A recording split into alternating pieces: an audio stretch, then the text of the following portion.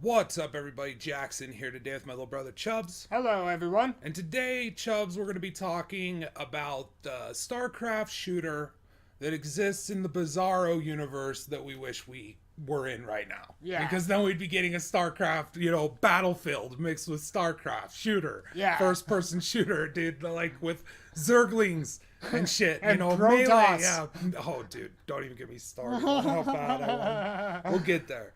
This game has, of course, been canceled. Blizzard put the axe to it in favor of putting more focus on Overwatch 2 and Diablo 4.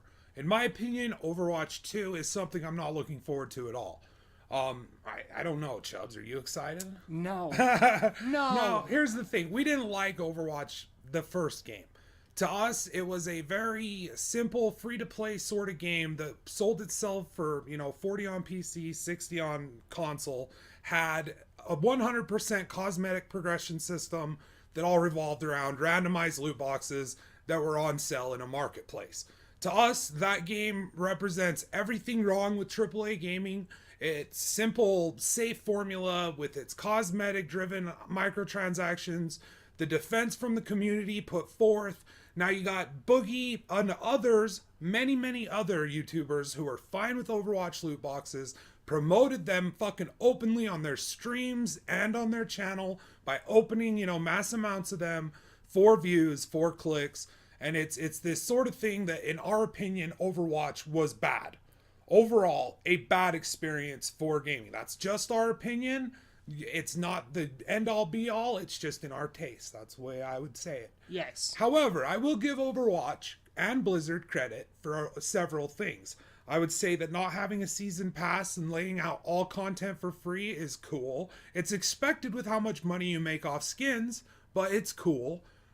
They added that mode where players can fucking fuck around. It's almost like a Mario Maker mode, from what I understood. Where you make your own maps. Yeah, and you can yeah. add parameters and shit like that too. So like different win parameters, all sorts of different variety of things there. And in Overwatch 2, they're saying that they're gonna have a PvE mode, which has me interested. A lot more interested than I was in the first game, for sure, with no PvE content whatsoever. Yeah. Except for outside of a few events that came and went, and then it wasn't there anymore. Mm-hmm. However, at the same time, the PvE mode is also described as being more like Left 4 Dead. So in that sense, it's going to be like, okay, so I'm just going to hop in the map, and we're going to play through and then we're going to end, and then we're going to do it again, but it's a different map. Style. And it's like... Which isn't inherently bad. I mean, I like Vermintide too, and that's essentially just what it is. Right, but the thing about... there's only so much legs on that sort of a train for me. Like, I'm only going to be able to board that train for so long. Well, because Left 4 Dead, the game, is more of like... It was like how Ty described it. It's a co-op game. Yeah, it's you're sitting playing with friends. You're playing with friends, or you're online, you're playing with friends, and you're just fucking around playing a few maps. The amount of modding options with Left 4 Dead 2, Left 4 Dead and Left 4 Dead 2 can't be understated as well to the success. So the thing about those sorts of modes like Killing Floor, other games like that, I mean, they're cool. I understand. I like them. Quick action, team-based shit, class, picks. Mm-hmm. So you have different roles to play on the battlefield. These sorts of things I like, but for me personally, there's only many. It's like Mass Effect horde modes. Right. Like people can play Mass Effect multiplayer for days and days and days and days and days and days. And I'm just like, I play it for, probably 10 hours. And I'm like, I'm good. I've experienced everything there is to experience. You know what I mean? Yeah. There's only so many times you can kill the same wave of enemies before you're just over and over and over, and it's yeah, exactly. Well, that's why, in my opinion, when it boils down to Left 4 Dead or Vermintide, I'd endorse Vermintide because there is a progression outside of the match-to-match type thing. It adds extra time, especially. And especially the second one where they amped up the skill trees and different classes for your character that you're playing, and so that adds even more depth there and replayability. And that's another thing is I feel like it's very but that's it's like such a worrisome. It's just a safe. But that's like worrisome that they like say it's Left 4 Dead because I'm like, why? Because we have Vermintide and that adds more to the experience that is Left 4 Dead. But here's the thing, that alone, like Left 4 Dead, that's such a vague comparison because like we were just saying, Vermintide 2, I would even say Mass Effect Horde mode is reminiscent of that. Definitely way easier version of that. Right. Call of Duty Zombies. Yeah. Fucking, this is a game mode that exists. And to me, it feels like a safe move by Blizzard. And that to me is the antithesis of what the Blizzard I grew up with is. The Blizzard I grew up with, sure, they played it safe and they went along venues that were tread before, but they always reinvented them and made them their own. Overwatch did not feel that way to me. In the year where a slew of hero shooters were hitting the market after the success of Team Fortress 2 and fucking hats and things in that game, the same year Borderlands drops, the same year like all of these other games like Epic is making fucking Paragon chasing it's all sort of the same genre type thing to me. And to me it looks like a safe marketing and like profit decision to be made. I don't think we'd be getting Diablo 4 if there wasn't an outcry about the mobile and they realized that there's a market for that game. Oh, yeah. Like, I don't think that we would be seeing Diablo 4 if they didn't think there was a market for that game. That's why we're seeing an Overwatch 2 and not a Starcraft Battlefield first-person shooter. That's why we're seeing that. Because it's more important for Blizzard as a company at this point in time, the way that they've been managed, the way that they've been headed. The monetary decisions take precedent over any other sort of artistic direction, artistic decision, passion project, whatever it may be going on over there. I'm telling you, the people who are making the big decisions at Blizzard's tip their hand. When they decided to make Overwatch 2 instead of a StarCraft first-person shooter Battlefield-like experience. Yeah. And that game could have been insane. Oh, yeah. When we heard this news, like, we had already been talking about the idea of this sort of what we're gonna imagine this StarCraft game would be. The original, what do you call it, inception of this was we were talking while we were playing Endless Space, and we were like, how fucking dope would it be that when we have like a space battle or a ground battle where instead of it just playing out and rolling numbers and die and stats, because it's essentially Endless Space essentially is just a grand board game, which is excellent. It's one of the things I love the most about it. Why we've spent 80 plus hours playing it, you know what I mean? Yeah. Is because this is a game that we really enjoy. But we're like, how about instead of that just auto playing out, you're actually able to fucking like go in and be in a spaceship like Battlefront 2 style, man. Yeah, classic first-person shooter, where all of a sudden you're like on the fucking ground war and it's like, you pick one of your troops, yeah, and you're one of your troops, and it's playing insane through the amount battle. of depth that would add to a game like Endless Space 2, because then it's not all about who has the most upgrades and things like that. Surely that's going to play into effect in the overall scheme, but a strong action first-person player could turn the tide of battle and surpass insurmountable odds, which has happened repeatedly throughout human history. That's a tale as old as time. Fucking, small numbers, outmanned, outgunned, pulled it the fuck off because of heart and fucking, smart. Wits over brawn. Yeah, exactly, dude. And so like that sort of thing is when we started to sort of come up with this. And then I'm just like thinking about this StarCraft shooter that says like Battlefield. And I'm thinking, oh my God, we'd have like fucking siege tanks, dude. And like you can get in them. And like then have like an overhead view that's also happening, almost like Galactic Conquest, but much more in depth. More like I would say in complexity, in between Battlefront 2 Classic's Conquest mode and Endless Space 2's overall game. Right. So in between that in complexity, so not too insane with like political parties and like and all those housing different and mechanics. population control, things like that. Right. Instead, simplify it down into sort of like, okay, well, you won this battle, so you've earned this amount of resources, so you can add this sort of like alternate effect to certain troops or upgrade certain troops' weapons or things like that, and then give you that fucking control, dude. Like, throw you down first-person shooter style in a fucking Battlefield or Battlefront situation, a large-scale map, large-scale battle, and it's StarCraft. Yeah. And you're a Zergling and you're running, and all of a sudden there's a flamer that comes out of the fucking, bunker throwing fire, and you fucking dodging him. And it's your homie and you're playing, and it's just the idea of that's where passion is. Okay? That's what real imagination and pushing your player to the limit and giving them options on varying difficulties, like with fucking Galactic Conquest being a single player mode, you know, having all sorts of options like that, single player and online. Sell whatever you want at that point, Blizzard. Sell skins for all the Marines. Sell fucking voice packs for the announcer of the match. Sell, you know, whatever the fuck you want, man. Just get back to making passion projects.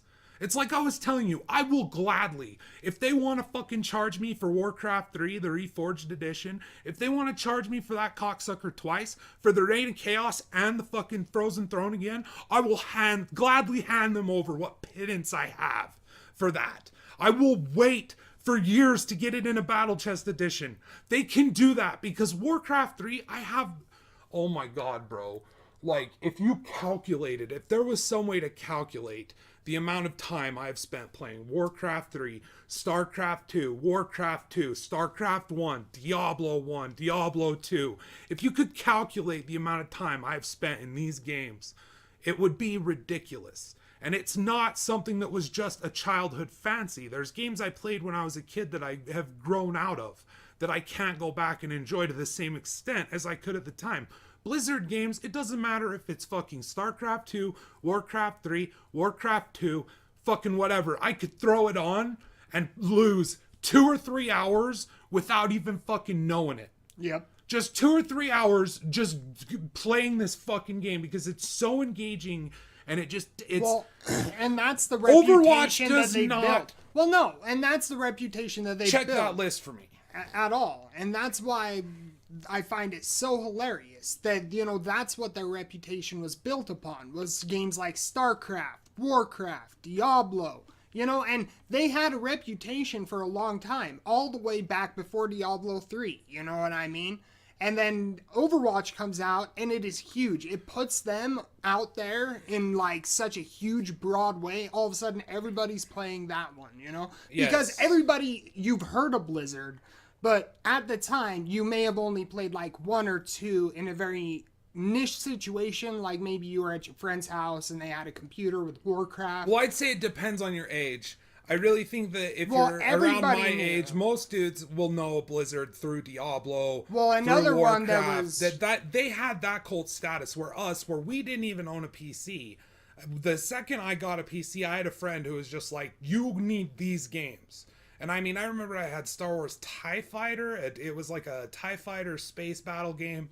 I had a bunch of games, but I tell you, I didn't play fucking any of them as much as I played Warcraft 2.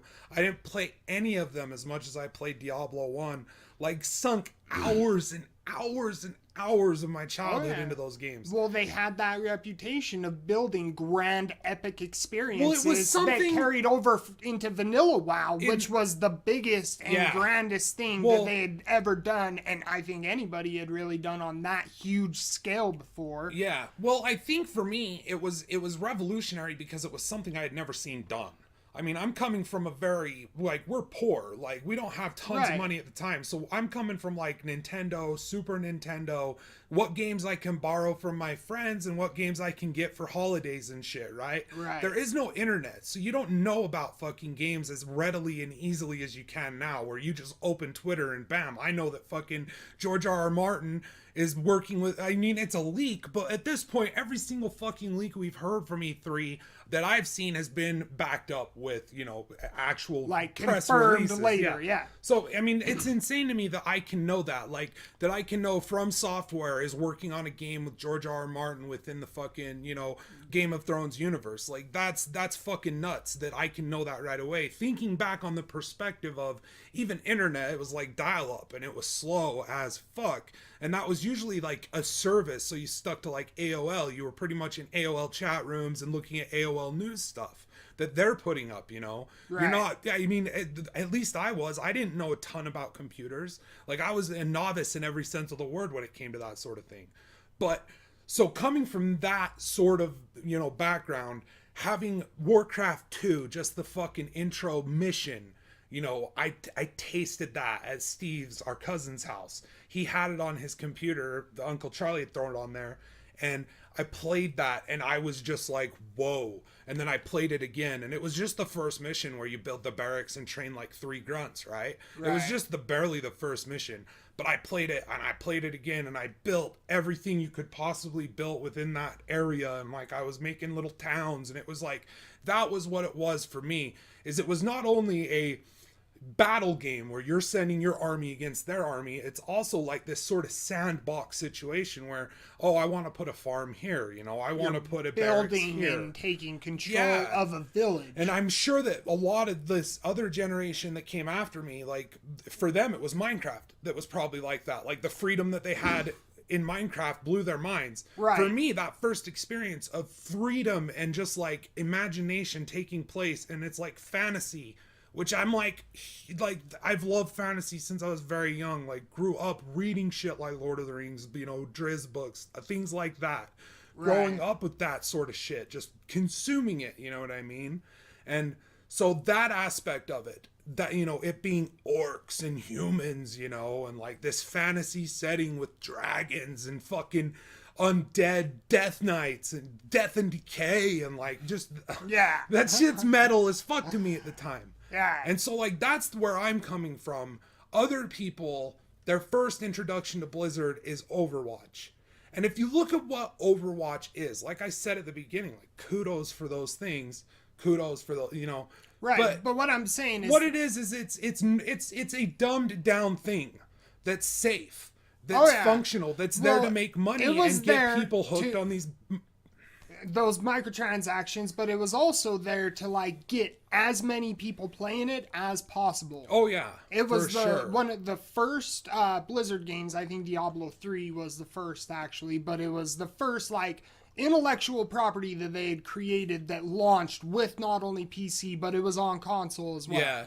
You know what I mean? Yeah, it was, the marketing behind it was insane. Oh yeah, but they've had that reputation all the way back. Like people know of World of Warcraft. They know of Warcraft. Yeah, that's, you know what like even if you haven't exactly played a Blizzard game, you've known who they are. Yeah, they're common. They've made that huge of a impact in the industry, right? And that's why I say it's the biggest shame that they are making Overwatch 2 over Starcraft 2, because if you think about it, Starcraft is one of their own original intellectual properties that they haven't touched in a long time, dude. At all, but it built their name and it helped build their brand. Just think about that. Like StarCraft 2 dude, them fucking wouldn't have happened if the fans didn't want it. Like it was from the fans telling them to do it that they eventually did that. The Koreans to this day have StarCraft 1 tournaments. Classic StarCraft 1. Yeah. This, and like you could probably find that here in the States as well, but that game huge in Korea, huge elsewhere. Oh yeah. This is the thing, this is why I hate Overwatch. Because there is a fucking market for a StarCraft shooter reminiscent of Battlefield. I fucking promise you that. Oh yeah. You show that trailer, you show people fucking dropping down into a first-person Terran view from an overhead StarCraft classic map, and you just drop that shit down and you show them running out on the battlefield, and you see a Zergling come up over a fucking hill, and you see a flamer to his right, his buddy blasts him down, and you just see this sort of thing happening. Big ass Hydralisk popping out of the ground, shooting them down. Like, you showed this shit, and this game will sell the fuck, dude. It will sell to shit. But what's safer? What do they know? Well, they knew that Overwatch made more probably than StarCraft ever did. Oh yeah. Off of one fucking game mode, dude. I'm not gonna say it didn't evolve and become more, but it made more money than StarCraft, and in my opinion, it's still less of a fucking game. Oh yeah. Well, so what did they learn? They learned that there's a market for cosmetic only progression systems. There's a market for that. Oh, yeah. And if you can make it competitive and you can have a ladder system with tournaments and you can create have an it esports simple scene enough that around anybody can hop in, but have enough depth that it actually takes skill to breach that gap of higher level tier in the fucking esports. Yeah. You know what I mean? And have it be distinguishable, because it totally is. You can spot novice Overwatch play and then you can watch. I mean, it's in every Blizzard game, it mirrors that. At least that I have knowledge of, where you can see the difference between a high-level player, like between me playing Warcraft 3 and that funny Warcraft 3 dude playing Warcraft 3, right? Right. There's a massive difference in skill level. He is insane good, like you, and you can see that. And you can see that same thing in Overwatch. Like watching Toxic, that whole reel he sent me a reel that was him and his buddies. I think they were gold working on diamond, or they were diamond. I can't remember. They were damn near the very top point of that ladder of system. the ladder, yeah. Yes. And you watch them play and you listen to them talk back and forth, and you can tell that this is a skilled team that knows their characters, knows how their characters need to work together, knows situational awareness and what they need to do in reaction to the team to counter the enemy team's progress back, you know, and that it does that for sure. Like, I will not deny that.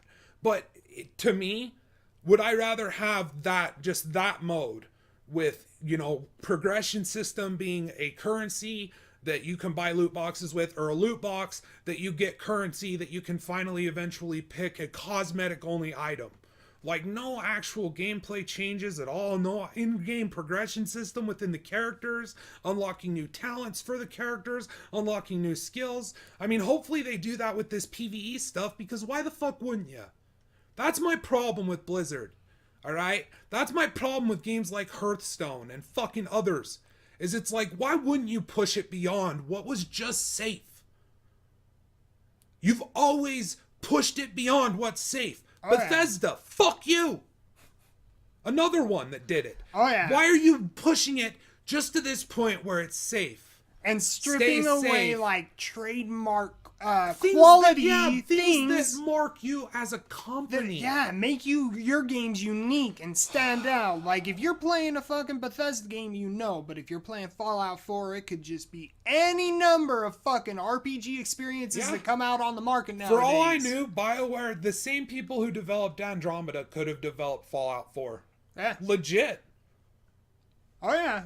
Think of how many there are that come out that are RPGs that just, you play it once and you're good. It's you don't care. At best, you can hope for a story like Horizon Zero Dawn presented, which does have a badass very story. Unique, like very unique machinist sort of future, like. But even with that game, I'm very, very worried about the sequel. Yeah, because combat was forgettable. Story's kind of just on the tracks. Story is really cool, but it's on the tracks. The overarching story is cool. The individual character story is very weak. What I'd say is, it's like when you find the story notes and you're uncovering like journal entries and shit like that from the past. Yeah. That is when the story shines, because it's tied to the exploration. That's in a lot of games. A lot of games, that's where the game fucking shines. Like Elex was 100% like that. Like, the best bits of story I got out of Elex, in my opinion, I felt like it was things that I was stumbling across and finding, and then actually like finding the enemy I've been reading about in the hideout I've been exploring, and taking on that enemy and like looting him and getting something that's related to all those notes I had read. Yeah. So like, that's when it starts to shine. But as far as like a shooter, like a first-person shooter, Overwatch is definitely adequate. It does its job, but it doesn't push the boundaries in any way that I've seen. No. What does it do for people who like Diablo, Starcraft, Warcraft, World of Warcraft? I mean, it was made for everyone. As many people as could get their hands on it. That's why it was game. Yeah, that's why it was the first one to launch on not only PC but console. Because Diablo 3 didn't even launch on all platforms. Diablo 3 was PC exclusive. Well, this isn't even the first time. And it was shit. This isn't even the first time a StarCraft project has got the axe. They also had planned to go, I can't remember, Ghost, I think is what it was called. But essentially the idea was... a third-person shooter, and it was going to take place from the Ghost. Picture Metal Gear Solid, but StarCraft. Yeah. It's brilliant. That's the thing, and that's another problem I have, is why aren't they, like, if you're gonna copy games that are fucking awesome. Like, I'd love to see a mod that completely reworks Metal Gear Solid 5 The Phantom Pain, complete overhaul of all the graphics and everything, give me the same fucking game, the same experience, but just make me a Starcraft Ghost, dude. That would be the shit to me. Oh, yeah. Make a Warcraft Diablo. Yeah. Why is that not a thing? It plays exactly like Diablo. You get loot. There's a story, like, very simple, but it's just Warcraft. You can pick a shaman. You can pick a warrior. You can pick, it's like, where's the passion, Blizzard? Where is the passion? This is why you lose hardcore fans. This is why people like me lose faith in you. And the thing we're excited for the most is a visual reworking of a game from our childhood. Yeah. What the fuck, Blizzard? Yeah. I'm not. That's a bullshit lie, because I'm super excited for Diablo 4. Which if rumors wouldn't are have even true, happened yeah. if Diablo Immortal hadn't been released and got the reception it had, which is so funny to me, because who is Diablo Immortal for? Exactly. Who Everyone. is it for? It's for everyone and kids. It's not for the people who play Diablo on PC. All I'm going to say is the majority of people, I'm not going to say that people who are adults don't play games on their phone. I have a few that I play every now and then when I'm fucking somewhere and I don't have anything. But what I'm saying is it's not for people who play Diablo. All I'm going to say is if you're making a game for the mobile market, you're making it for a young audience. Because the people who are playing games on phones hardcore all the time are kids.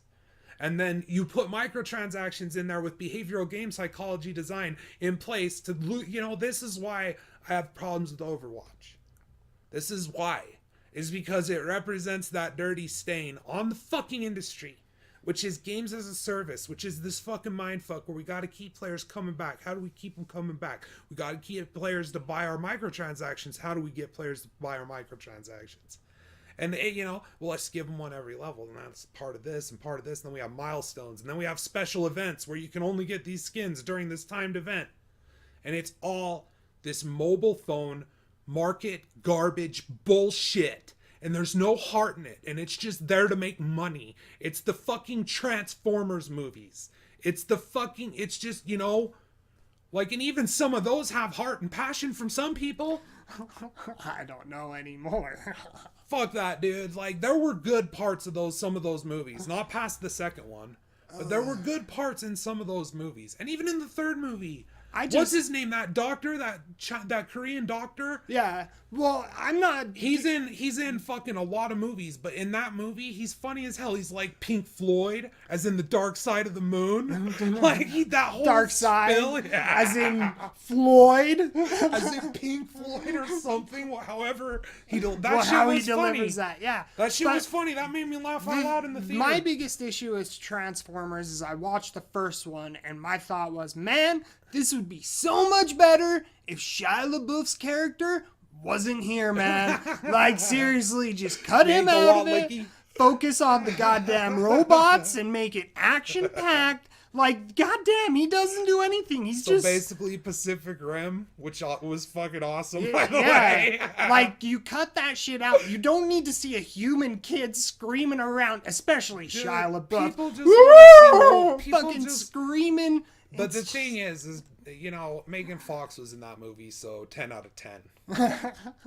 Just saying, bro.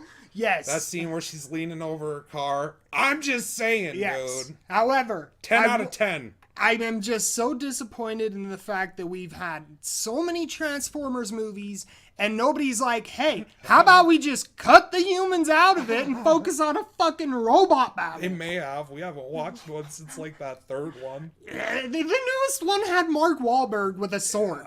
So I'm sure he was in it fighting robots, but that's not what I want to see. There was another one with him in it. I was like, nah.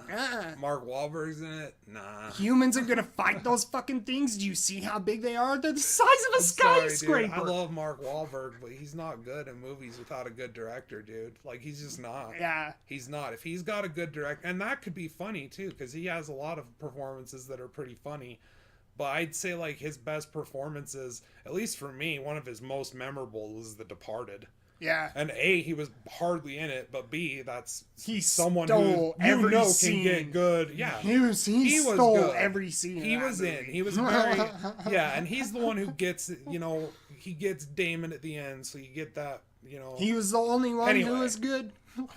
Anyway, but the whole point of this was we want to see that game from Blizzard. We want to see a first-person shooter StarCraft game that has, you know, elements from a Galactic Conquest style mode with resource management and things like that, but with all the battles taking place entirely in first-person shooter or spaceships, like, you know, Have Battlefront like 2 style. dogfight. But they have there's space units, so that's I mean it's StarCraft.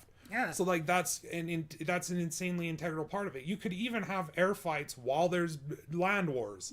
So like you could decide, okay, I'm going to go to the space fighter. You know, if you see the opponent head to the ground war, you may decide to go to the ground war, or you may decide if it's a tactically, you know, good move to go for the space battle. Maybe it's if you win the space battle, it's better, you know, Right. for the next move or something. I Yeah. don't know. I don't make video games. I wish I fucking did sometimes. Anyway. Stop breaking my heart, Blizzard. It's like you love someone, dude, and they're just so good to you, and they are a formative part of who you are inside. And you know, they give you a hug and they kiss you on the cheek, and then all of a sudden you feel a knife just in your back and it twists. But right after that, they say, "I love you." That's how I feel about Blizzard, man. As I get on and I'll play Warcraft 3 and I'm just so fucking hyped, dude. I'm so fucking hyped for that remaster. I'd say it's a remake, but that's a conversation for a different video. That could fill hours. Anyway, everybody, fucking love you. Thanks for dropping in. That's the other thing we heard from E3 so far. There's still stuff coming out. Some other stuff we have ideas for, so hope you guys enjoyed. Thanks for tuning in and staying. Fucking love you guys. It means everything. Take care. Goodbye, everyone.